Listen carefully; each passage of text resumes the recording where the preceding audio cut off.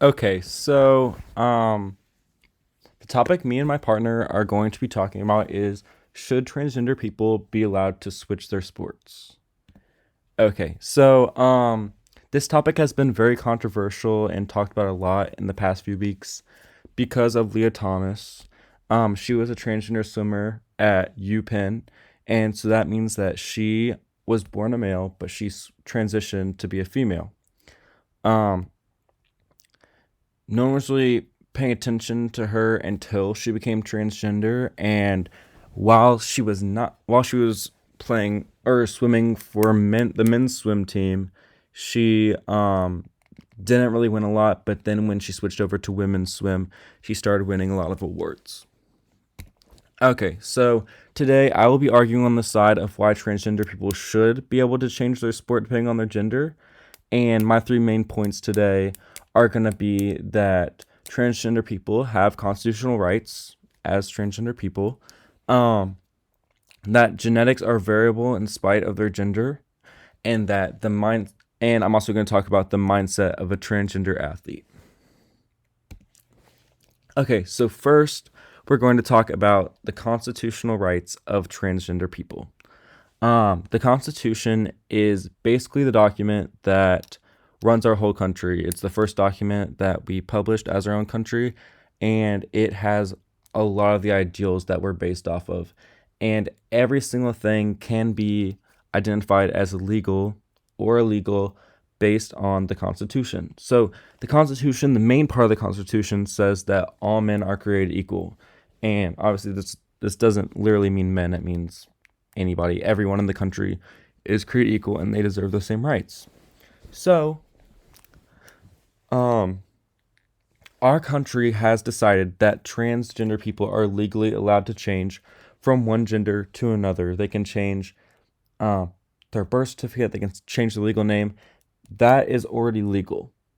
And so, my main point for the constitutional rights of transgender people is that if our country has decided that it is legal for these people to change their gender, then they have to have the same rights as, first of all, everyone in the country, because all men are created equal. But second of all, if they're legally allowed to change from male to female, they then have to legally have all the rights of a female. They don't have special rights for transgender females. They deserve the same rights as whatever gender they transition to. And the reason why this is constitutional is because we have already let them change their gender, so that means that everything that comes along with the gender they changed to, that is now applicable to them. Okay.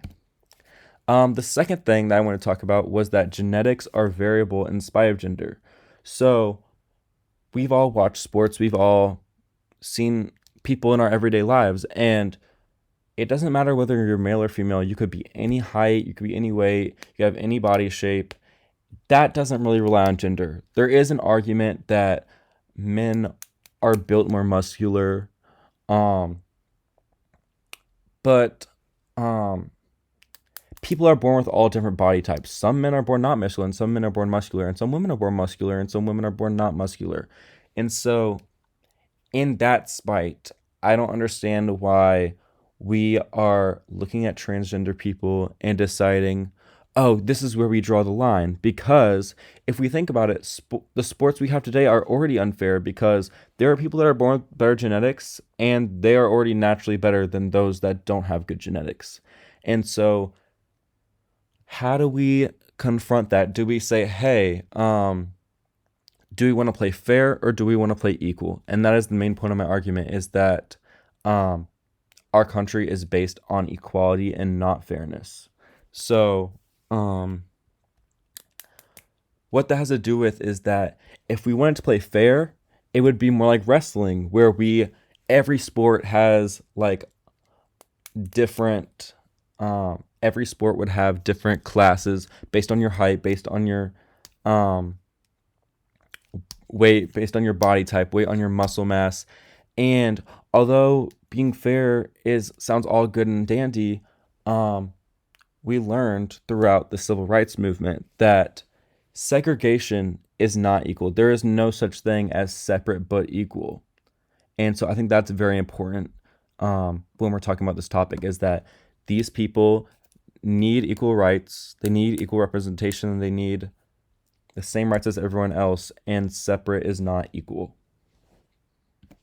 Okay, so to talk more about this, a bunch of people say, well, if they were born a male, they can transition, but why don't they still play with males?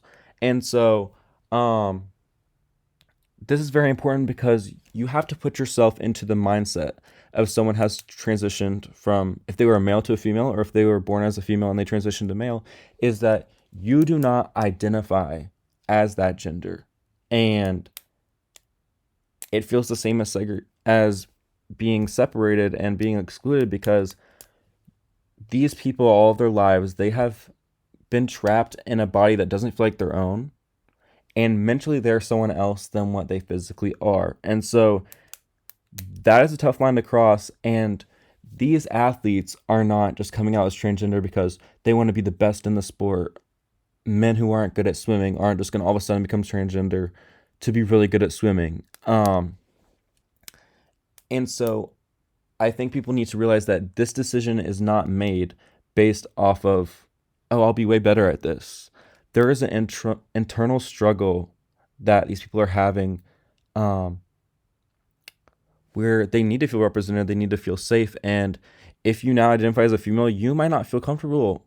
Um, if you're a female in your mind, and you identify as a female, you might not may feel comfortable competing against all men or being surrounded by all men in the locker room. And I think that's also very important as well. So those were my three main points, but I also want to talk about the topic of training versus genetics. And so this is very important because when we think about sports, do the greatest of great athletes, are they just born with their talent, or are they born with a little advantage and do they train it up? And so the line that we have to determine is that um, athletic ability and greatness and being amazing at a sport has two main variables. And that is, first of all, your basic talent, which you're born with, that's genetics.